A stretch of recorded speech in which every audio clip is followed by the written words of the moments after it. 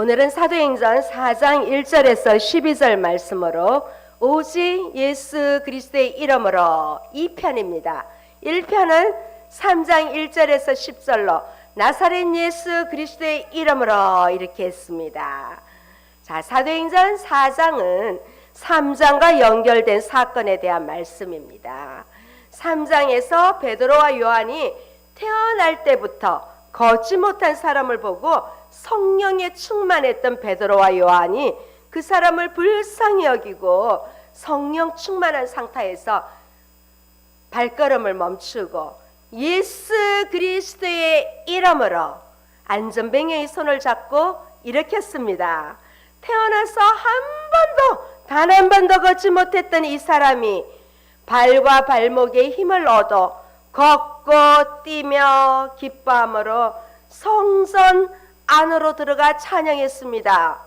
이 일을 본 많은 사람들이 베드로와 요한에게 특별한 능력으로 이 안전뱅이를 일으켰다고 생각하고 베드로와 요한에게로 몰려들었고 어떻게 된 것인지 듣고 싶어 했습니다. 베드로는 오늘 두 번째 설교를 통하여 예수 그리스도의 십자가의 복음의 메시지를 전했습니다. 우리 1절, 2절 다시 한번 보시겠습니다. 시작. 사도들이 백성에게 말할 때에 제사장들과 성전 맡은 자와 사두개인들이 이르러 예수 안에 죽은 자의 부활이 있다고 백성을 가르치고 전함을 싫어하여. 자, 안전뱅이가 일어났다는 사건은 얼마나 굉장한 일입니까? 또 얼마나 감사한 일입니까? 하나님께 영광도 돌리고 베드로와 요한에게도 좀 큰일 했다고 격려도 해주고 안전뱅이에게도 그동안 너무 고생했어 하고 축하의 말을 해줄 법한 놀라운 일입니다. 그런데 그렇지를 못합니다. 본문에는 이 사건을 두고 시비가 벌어집니다. 이렇게 영적인 삶에 있어서 시련과 고난을 통과하지 않고는 영적인 성장이 없습니다. 이런 것들이 제자들에게 임했습니다. 오히려 고난과 핍박을 통해서 우리는 성장할 수 있습니다. 개인도 그렇고 교회의 역사를 봐도 그렇습니다. 그런데 이 고난이 예수님과 관련된 것이어야 합니다. 자, 흔히 우리는 십자가가 없으면 면류관도 없다고 합니다. 여기 no pain, no gain 이란 말이 있지요. 영어 속담에 고통 없이는 얻는 것도 없다 그런 말이죠. 자기 욕심으로 잘못해서 당하는 어려움이 아니라 정말 주님께 순종했기 때문에 당하는 그런 고난을 말합니다. 이런 고난은 우리를 어쩌면 더 아름답고 더 정결하게 하며 우리를 성장시켜 줍니다. 1절에 우리가 앞서 봤지만은 그 사도들이 백성에게 말할 때에 이렇게 시작합니다. 이렇게 시작한 것은 이 사도들은 베드로와 요한을 가르칩니다. 이러한 전개는 이제 앞단락에서 소개된 베드로의 설교와 이어지는 구속의 이야기를 자연스럽게 두 번째 설교로 이렇게 연결이 됩니다. 동시에 이 누가행전은 누가복음과 사도행전인데 누가행전에서는 앞단락의 이야기의 흐름을 잠시 중단하고 독자의 관심을 좀 새롭게 환기하면서 이어주는 어떤 이야기의 긴장감과 중요성을 고조하는 문학의 한 표현이기도 합니다. 베드로와 요한이 아직도 이제 사람들에게 말하고 있는데 제사장과 또 이 성전 맡은 자와 사두개인들이 몰려왔습니다. 오늘 그 2절에 보면 싫어하며 이런 말이 나옵니다. 이 싫어하며 이 말은 디아포노메노이라는 헬라어로 불쾌하다, 화가 나다, 좀 강한 그런 의미가 있습니다.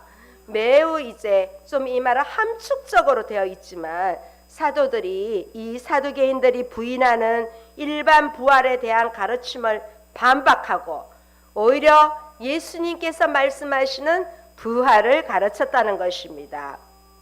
그들은 이 사도들이 백성들을 가르치는 것과 예수님의 부활을 내세워서 그 죽은 사람의 부활을 선전하고 있는 것에 아주 격분하고 있습니다. 그래서 그 사도들을 붙잡았습니다. 그런데 이제 날이 저물었으므로 다음 날까지 감금해놨어요. 가둬놨어요.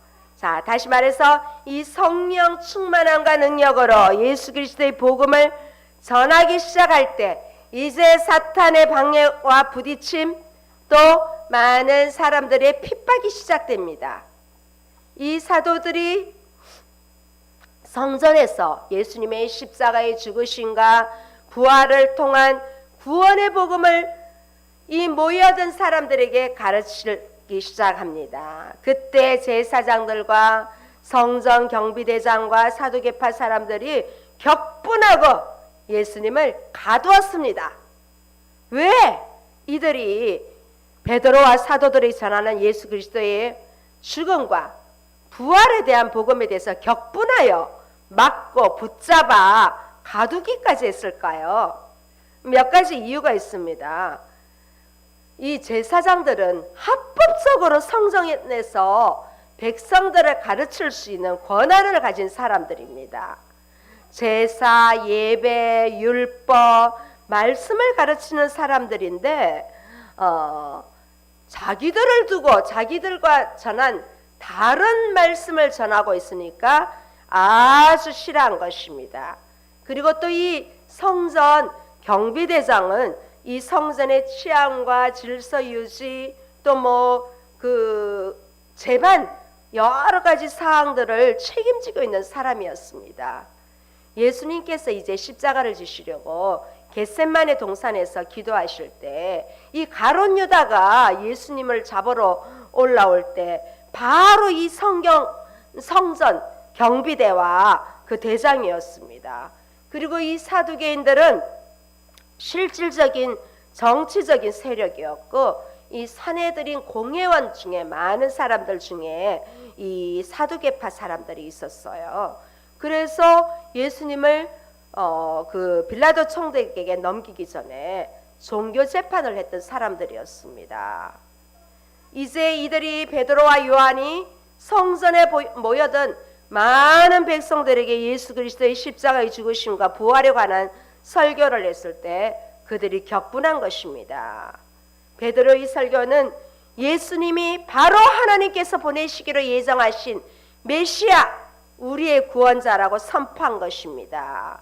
그런데 하나님의 아들이요 구원자이신 메시아를 십자가를 죽게 하는데 가장 앞섰던 사람들이 바로 이 제사장들이었고 이 뒤에서 조종한 사두개인들이었습니다.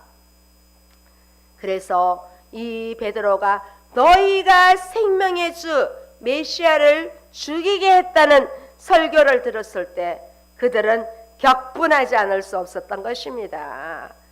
자기들의 죄를 깨닫지 못한 것입니다. 예수님을 직접 잡아 끌고 온 장본인이 바로 성전 경비대장이었습니다.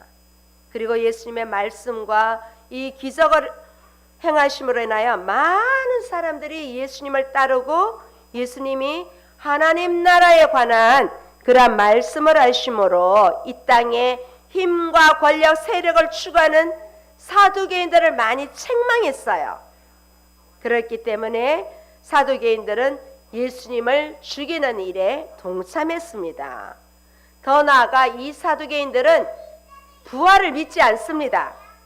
부활을 믿지 않는 자들에게 베드로가 예수님께서 십자가에서 죽으셨지만 하나님께서 3일 만에 부활시키셨다고 선포하니까 그들은 격분할 수밖에 없었습니다. 사실은 이 모든 사람들이 태어나면서부터 걷지 못하고 안전뱅이로 성전 민문에서 평생 구걸하던 그 사람을 성전 안에 있던 제사장들과 경비대장 그리고 사두개인들이 다 알고 있었습니다. 그런데 그 안전뱅이가 걷고 뛰며 성전 안으로 들어가 하나님을 찬양하는 모습을 모든 백성들이 다 받지 않습니까? 그러니까 이 백성들은 이 일은 정말 하나님이 하신 일이라 그렇게 믿을 수밖에 없다고 생각을 한 거예요. 그래서 이 일을 행하신 그 하나님을, 또 베드로의 입술을 통해서 예수 그리스도의 십자가와 부활을 선포할 때 예수님을 거부하던 그러한 사람들이 죄를 회개하게 하고 용서를 받았기 때문에 이렇게 많은 사람들이 몰려든 것입니다. 그런데 이 모습을 본 이 종교 지도자들은 백성들이 다 제자들에게 빠져들까봐 종교 재판을 어두워서 할 수 없기 때문에 가둬둔 것입니다. 다음 날까지 가두어둔 것입니다. 우리 3절 4절 다시 한번 보시겠습니다. 그들을 잡음에 날이 이미 저물었으므로 이튿날까지 가두었으나 말씀을 들은 사람 중에 믿는 자가 많으니 남자의 수가 약 5천이나 되었더라.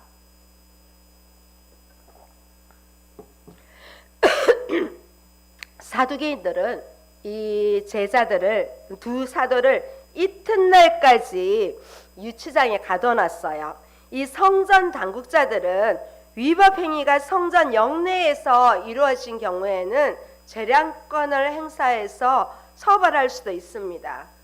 그런데 다만 이 사형 집행권은 성전의 어떤 신성함을 무너뜨리는 경우를 제외하고는 온전히 그 로마 총독부의 소관이었습니다.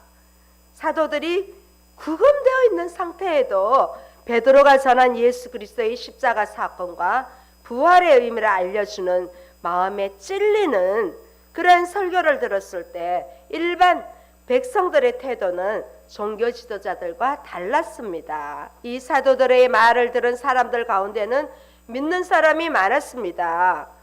이 사도들이 구금되어 있는데도 그 복음을 듣고 믿는 사람들이 남자의 어른 수만 5천 명이 되었습니다. 여자와 아이들은 포함도 안 되었습니다.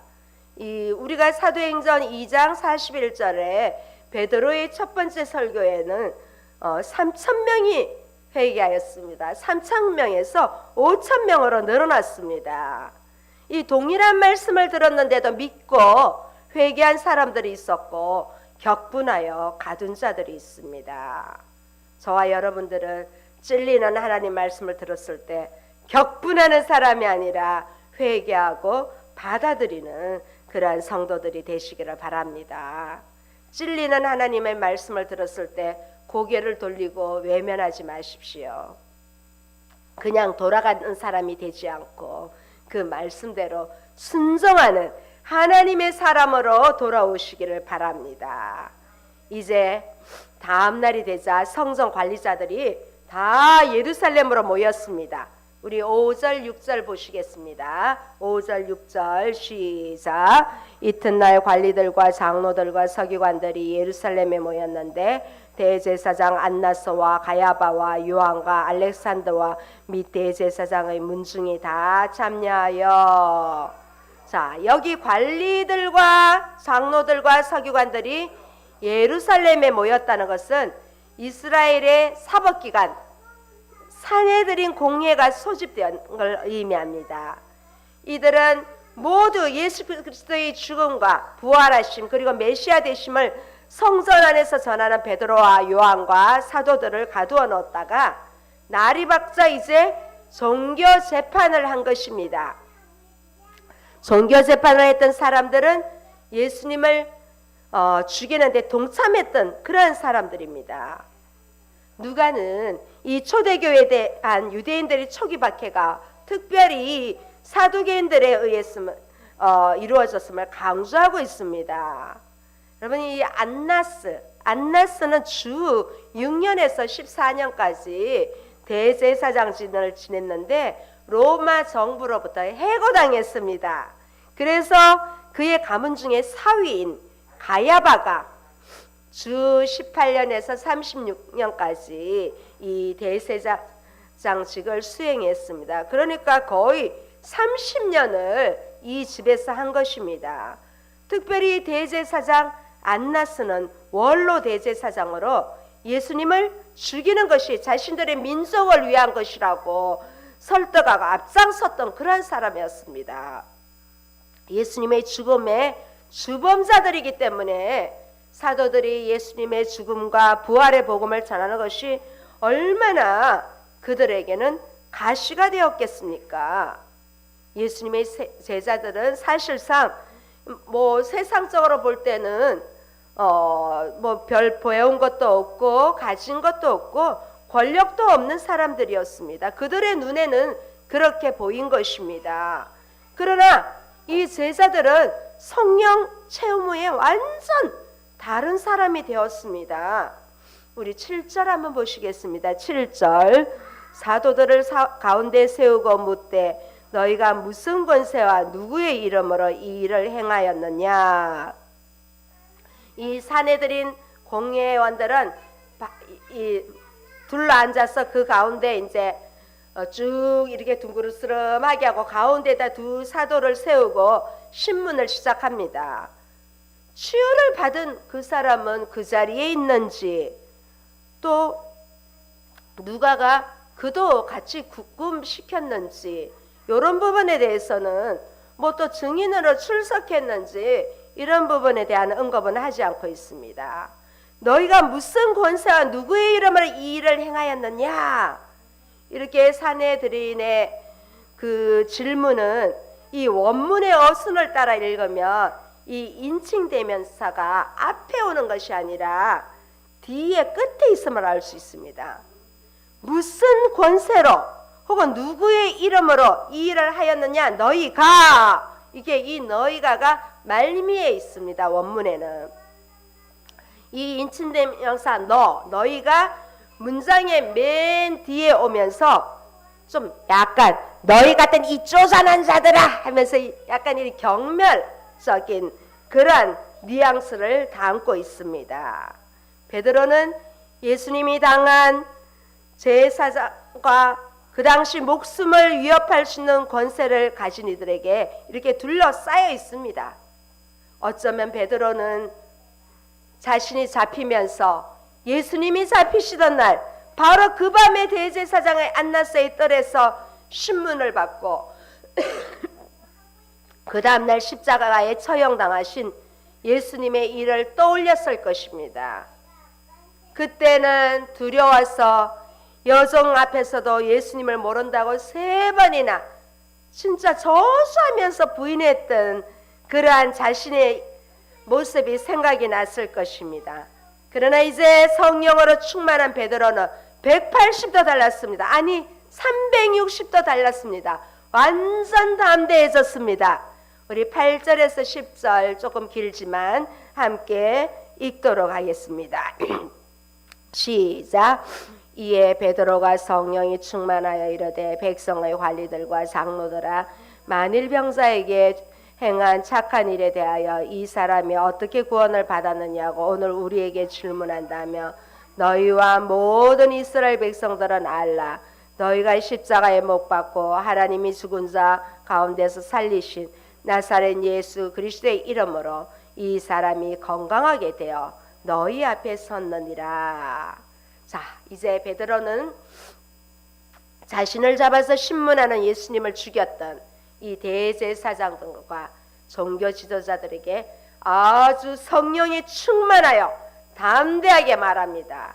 누가는 특히 이 9절에서 10절의 조건문, 만일 질문한다면, 이런 이 조건문과 관계대명사와 이 장황한 수식어를 동원해서 수사학적인 그러한 효과를 높이고 있습니다. 지금 자신이 신문을 받고 있는 이유가 병자에게 행한 일, 그는 안전뱅이를 고쳐 일으켜 세운 기적과 이 기적과 능력을 누구의 능력을 행하였느냐 라는 이것을 알기 위함이라면 나는 분명히 대답할 수 있다. 나는 장담하고 있습니다. 베드로의 대답은 10절에 너희가 십자가에 못 박고 하나님이 죽은 자 가운데서 살리신 나사렛 예수 그리스도의 이름으로 분명하고 담대하게 대답을 하고 있습니다. 메시아이신 예수님 때문에 이 사람이 건강하게 너희 앞에 서 있다는 것을 강조하고 있습니다. 여기서 구원을 받았느냐, 이 말은 육체적인 건강 치유와 함께 영적인 건강 회복을 가리키고 있습니다. 자신을 죽일 수 있는 자리와 권세를 가진 그들 앞에서도 전혀 베드로는 두려워하지 않고 그들의 죄에 대해서 지적하고 비판하고 있습니다. 베드로의 설교는 예수님이 누구신지 또 구약의 말씀을 인용하여서 설명하고 있습니다. 우리 11절 말씀 보시겠습니다. 함께 읽으시겠습니다. 이 예수는 너희 건축자들의 버린 돌로서 짐 모퉁이의 머릿돌이 되었느니라. 이 말씀은 구약의 시편 118편 22절을 인용하여 예수님이 누구신지 설명하고 있습니다. 시편에서 말하는 이 건축자들은 지금 베드로의 말을 듣고 있는 가야바를 비롯해서 유대 지도자들을 은유적으로 가리키고 있습니다. 쓸모없다고 버린 돌이 중요한 머릿돌이 되었다는 그러한 의미입니다. 가끔은 건축에 있어서도 이 큰 골격만 중요한 것이 아니라 작은 것 하나도 적재적소에 자리를 할 수 있습니다. 그것처럼 이 베드로는 시편 9절 하나님의 하나님께서 예수님을 다시 살리신 이 부활의 사건에 적용을 하고 있습니다. 근데 물론 이 시편의 말씀은 오늘 사도행전에서 베드로가 처음으로 인용한 것이 아닙니다. 예수님도 복음서에서 악한 포도원 농부의 비유를 말씀하시고 이 시편 9절을 인용하신 바 있습니다. 분명히 어쩌면 베드로는 그때 예수님이 말씀하실 때 악한 소작인 비유의 결론으로 하신 말씀을 기억했을 것입니다. 성령 충만한 베드로가 이전에는 예수님이 무슨 말씀을 하시는지 듣기는 들으나 잘 이해 못했지만 지금 자신이 예수님처럼 그러한 신문을 받고 있으면서 그때 예수님이 이렇게 말씀하셨지 하고 베드로도 기억하면서 이 말씀을 인용했을 것입니다. 예수님은 하나님께서 보내신 아들을 거부하고 죽인 포도원 소작인들의 비유를 마치신 후에 우리 이렇게 말씀하셨는데 누가복음 20장 10절, 17, 18절 한번 같이 읽어보시겠습니다. 시작. 들을 보시며 이르시되 그러면 기록된 바 건축자들의 버린 돌이 모퉁이의 머릿돌이 되었느니라 함이 어쩜이냐. 무릇 이 돌 위에 떨어지는 자는 깨어지겠고 이 돌이 사람 위에 떨어지며 그를 가루로 만들어 흩으리라 하시니라. 이 비유를 통해서 자신이 이제 고난받고 죽으실 뿐만 아니라 그 부활하여 이스라엘 집에 모퉁이의 돌이 될 것을 예언하신 것입니다. 베드로는 예수님의 이 말씀이 부활로 인하여 실현되었음을 이제 선언하고 있습니다.